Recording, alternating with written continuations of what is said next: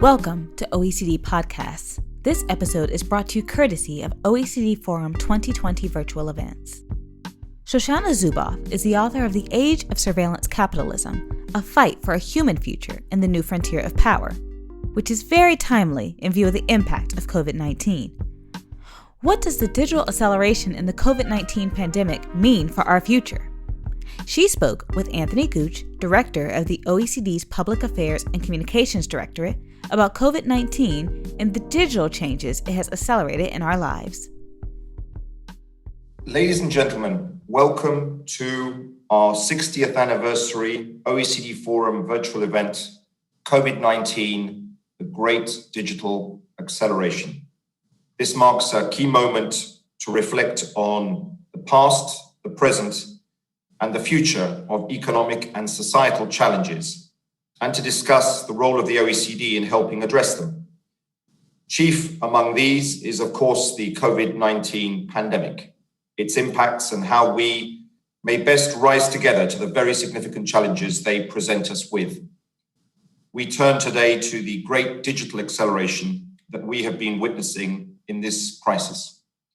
By limiting our ability to carry out our daily lives in the physical world, the COVID-19 pandemic has marked an unprecedented acceleration of their migration to the digital sphere.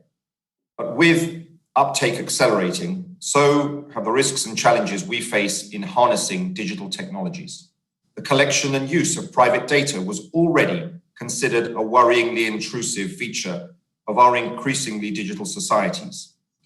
Many fear more general acceptance of such use of personal data when the current situation has been resolved. Let me introduce Shoshana Zuboff. Shoshana is surely one of the most influential voices on the digitalization of our economies. An American author, Harvard professor, social psychologist, philosopher, and scholar, she is the author of numerous books. Her latest, The Age of Surveillance Capitalism, The Fight for a Human Future at the New Frontier of Power, integrates her lifelong themes, the digital revolution, the evolution of capitalism, the historical emergence of psychological individuality, and the conditions for human development. It provides startling insights into the phenomenon that she has named surveillance capitalism, an economic system centered around the commodification of personal data with a core purpose of profit making. Your insights could not be more timely. Anthony, thank you so much. You know, as recently as a week ago, I was in a gathering of professionals, folks who I thought would have known better. And one man intoned the cliche, data is the new oil. I bet you've never heard that. And of course, he used it as a defense of the tech companies. And the idea was that because data is the new oil, they should be able to continue the freedom from democratic rule of law that they have enjoyed, which in fact is the freedom to assign their own laws. It is true that data is the new oil, and it is this singular fact that anticipates a new genus of threat. Oil was extracted from the earth, and in the absence of public comprehension and law, its uncontrolled use plunged the earth into irreversible peril, along with everything that we cherish. Data is extracted from humanity, and in the absence of public comprehension and law, its uncontrolled use promises to plunge humanity into irreversible peril, and with it, everything that we cherish, including democracy and the many-century cycle of triumph, reversal, and triumph that marks the slow, messy, sacrosanct journey toward more truly democratic conditions of existence. In the case of fossil fuels, our nemesis was never oil itself, but the extractors. Similarly, today, our nemesis is not and could never be data or technology, but rather the extractors, led by a handful of giant corporations, Google, Facebook, Apple, Amazon, Microsoft, to name only the largest, along with their complex, far-reaching ecosystems. These are corporate institutions that have pioneered a new economic logic of extraction with a dark and startling twist. These extractors target human nature as their virgin forest or unblemished mountainside, unilaterally claiming private human experience as free raw material for purposes of datafication, computational production, and sales. I have called these economics surveillance capitalism because they depend upon hidden extraction mechanisms that operate outside human awareness, designed as inscrutable and relying on the social relations of the one-way mirror to rob us of the right to combat. These corporations have placed the defense of their narrow economic self-interest above the interests of individual sovereignty, democracy, and humanity itself. So, to begin, I want to talk a little bit about a concept that I call surveillance exceptionalism, which will shed some light on the success of surveillance capitalism and how we got here. You know, the surveillance capitalists would have us believe in the naturalistic fallacy. You know, that means that their success is evidence of their rightness and goodness, when in fact their success is evidence of a convergence of historical windfalls that allowed them to root and flourish outside the rule of law. Chief among these very surprising windfall conditions was the tragedy of 9/11. In the United States, just before 9/11, the year before 9/11, a majority of the Federal Trade Commission had already concluded that the young internet companies' determination to track and monitor their unsuspecting users could not be controlled by self-regulation. And they began to outline comprehensive privacy legislation. But in the months, weeks following the September attacks, the US Congress abruptly turned from a debate about federal privacy law to a preoccupation with connecting the dots, or what became known as total information awareness. I'm sure you've heard that term. Under these new conditions, the novel surveillance practices were enabled and encouraged rather than extinguished. Legal scholars at the time acknowledged this perplexing new public-private symbiosis, explaining that while the US Constitution inhibits surveillance by government actors, there were few, if any, privacy protections for information held in private servers. The intelligence community would have to rely on private enterprise to collect and generate information for it, free of constitutional, legal, and regulatory constraints, a windfall. By early 2013, the CIA's chief technical officer publicly explained the intelligence challenge. Quote, "Since you can't connect dots that you don't have, it drives us into a mode of fundamentally trying to collect everything and hang on to it forever." That was the modality. And he thanked in his public speech Google, Facebook, Twitter, YouTube, the telcos, and all the rest for providing all the dots. This unwritten doctrine, which I have called surveillance exceptionalism, essentially granted the fledgling companies a license to steal human experience and to render it as proprietary data. By 2007, digital storage had jumped to 97%. And by now, of course, that structural upheaval is considered complete. With so much information available, democracies should be flourishing. Why is the opposite true? I have spent exactly 42 years studying the rise of the digital as an economic force. Over the course of these last 2 decades, I've watched as surveillance capitalism engineered a fundamentally anti-democratic epistemic coup, marked by unprecedented concentrations of knowledge about people, and the unaccountable power that accrues to such knowledge. This coup proceeds in 3 stages. First, the sharp rise in epistemic inequality. Second, the spread of epistemic chaos. And finally, the institutionalization of epistemic dominance.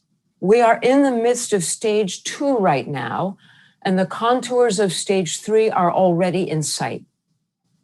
To grasp this coup, I want to convey a brief sense of surveillance capitalism as a revolutionary institution. Surveillance capitalism begins with the secret unilateral extraction of behavioral data from private human experience. Only a fraction of what they take is what we knowingly give. Operations are geared toward harvesting predictive behavioral signals, the stoop of your shoulders, exclamation points, your micro expressions. Extraction is pursued for the sake of certainty. So here we see stage 1 of the epistemic coup. The license to steal at scale and scope produces a wholly new axis of social inequality, epistemic inequality. This is defined by the growing gap between what I can know and what can be known about me. Citizens of democratic societies have been turned into bystanders as surveillance capitalism builds its knowledge empires from our lives. Now, stage 2 of the epistemic coup. Epistemic inequality and this radical indifference create the conditions that produce epistemic chaos. Facebook executive Andy Bosworth once explained the radical indifference in which epistemic chaos thrives. He said, and I quote, "We connect people. That can be good if they make it positive. Maybe somebody finds love. That can be bad if they make it negative. Maybe someone dies in a terrorist attack. The ugly truth is that anything that allows us to connect more people more often is a de facto good." Remember the naturalistic fallacy. "These growth tactics," he continued, "are how we got here." End of quote. We are continuously dismayed that these corporations take so little responsibility for the content they display. But for a data extractor to discard data points is like asking a coal mining operation to voluntarily set aside containers of loose coal because it's too dirty. It violates the fundamental logic of the operation.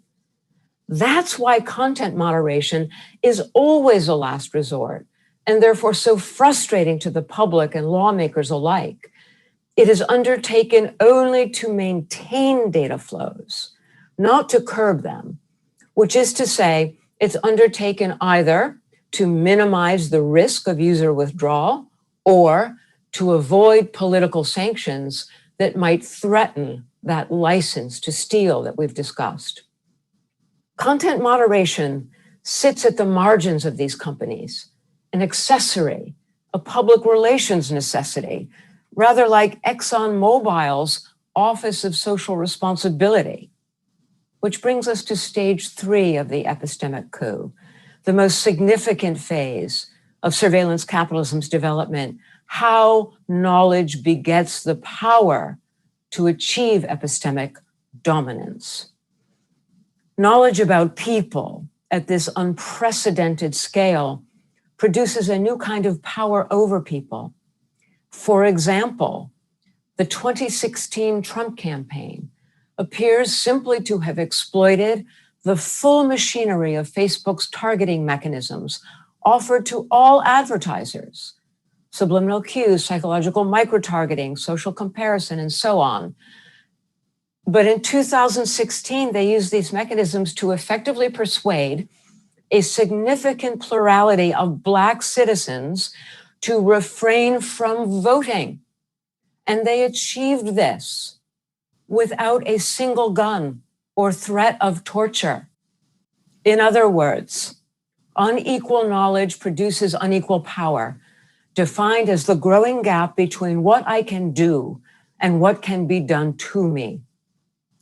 These interventionist mechanisms constitute a new field of capabilities that are economies of action, remote behavioral modification at scale, guided by algorithmic parameters to tune and herd behavior towards someone else's objectives. Economies of action produce a new kind of totalizing power. It requires no jackbooted soldiers, no weapons, no threats of terror or murder. Now, the pandemic has become the latest canvas against which all these stages of the epistemic coup are on display vividly, even as it further accelerates the reach of this new iron cage and reveals just how vulnerable our democracies are to the effects of the epistemic coup. Let me mention some highlights just briefly. First of all, the most obvious effect of the pandemic when it comes to the epistemic coup is, of course, the growth of surveillance capitalist revenues, and with it, the growth of epistemic inequality. As more people in more places find themselves wholly dependent on remote services, largely controlled by the institutions of surveillance capitalism, including remote schooling, remote working, telehealth, e-commerce, social media, even as our governments too frequently rely on surveillance capitalism's tracking data, producing a result that citizens are stricken with mistrust in every direction. Consider education for a moment. This is so concerning for me, and I know for all of us, primarily because education is targeted at vast, captive, and vulnerable populations of our dearest, dearest, dearest human beings on the planet, our young people. This year, as Google's remote education was exploding around the world, New Mexico's Attorney General, Hector Valderas, launched a lawsuit. Literally, he launched it in February, just as Google Classroom was literally doubling and tripling its presence all over the world. He launched a lawsuit citing Google's Classroom's educational tools for illicit data extraction practices aimed at children. And I'm going to quote briefly from his lawsuit. It says, quote, Google tracks children across the internet, across devices, in their homes, and well outside the educational sphere, all to collect massive quantities of data from young children, not to benefit schools, but to benefit Google's own commercial interests, close quote. Google Classroom doubled active users to more than 100 million in 1 month alone between March 2020 and early April. And of course, UNESCO calculates that school closures now affect nearly 2 billion students in at least 150 countries. Gives you an idea of the canvas against which these new operations are being played out. Now, let's talk about the second phase of the epistemic coup in the pandemic, which has become a global ground zero for epistemic chaos.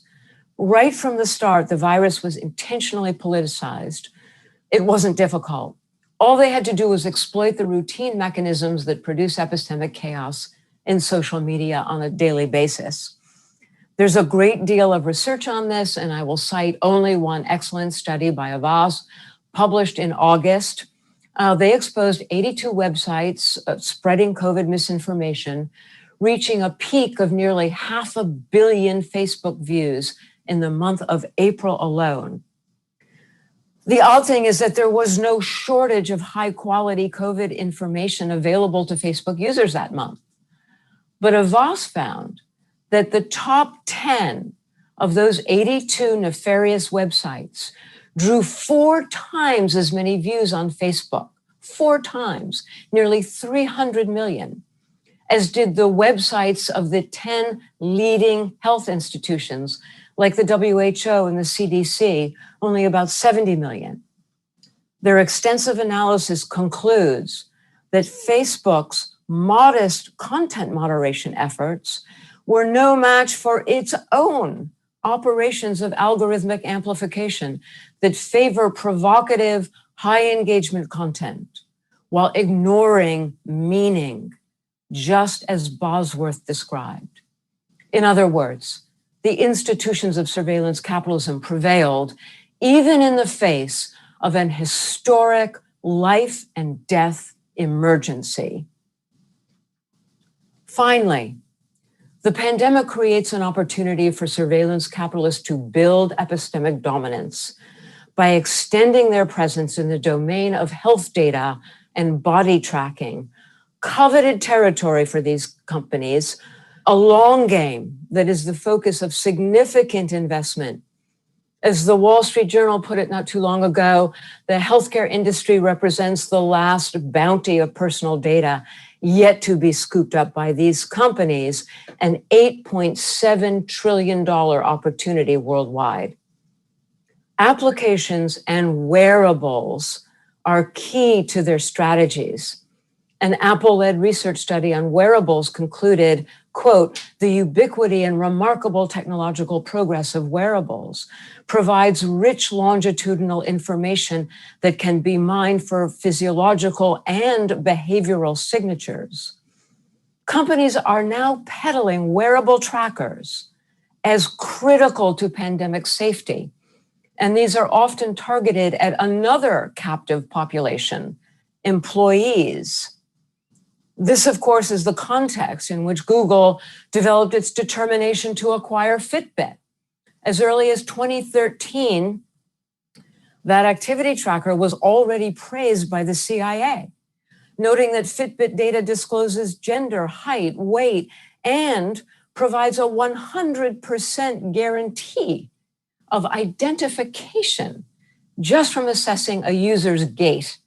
In fact, any computational product that reliably predicts the future of a person's health will be unimaginably lucrative, sold to markets far beyond advertising, from insurers to employers, landlords, lenders, credit card companies, dating services, retailers. My friends, the list is endless. So what does all of this suggest about our historical condition? The questions of our digital future and our democratic future are now inseparable. I've argued that this is not a story about technology and data, but about law and institutions. This is not a pronouncement of doom, but rather a call to action. As we embark on the third decade of our new century, let me just highlight a few principles for us to consider as we embark upon this third decade. We need rights, laws, and regulatory solutions purpose-built for unprecedented 21st century harms. On the demand side, interrupting and outlawing markets that trade in human futures would eliminate the financial incentives for illegitimate data extraction and the concentrations of knowledge and power produced in that competition for certainty. This competition, as we have seen, produces reliably destructive consequences for people and for democracy. Democratic societies have outlawed other markets that produce reliably dangerous and anti-democratic consequences. If these remedies strike you as impossible or impossibly idealistic, I would humbly suggest that our sense of the possible has been constrained by the acid bath of habituation and normalization that has characterized these last 2 decades. Can we even recall the virgin feelings of indignation and dismay that accompanied our first realization of hidden tracking and monitoring, those means of extraction that became our conditions of existence before we became resigned to the normalization of the abnormal, before we became resigned to the tolerance of the intolerable? I suggest, my friends, that once again, it is time for us to roll up our sleeves as we stand right here, right now, at the frontier of this existential struggle for the soul of our information civilization. This, my friends, is our welcome to the third decade. Thank you so much. Thank you very much. I think it is the contrary of an exaggeration to say that the COVID pandemic, in Shoshana's eyes, has not only accelerated the digital transformation, but made related risks and challenges far more acute. But with the OECD celebrating its 60th anniversary, it's a key moment, I think, for us to think collectively about what we can get on and do about it.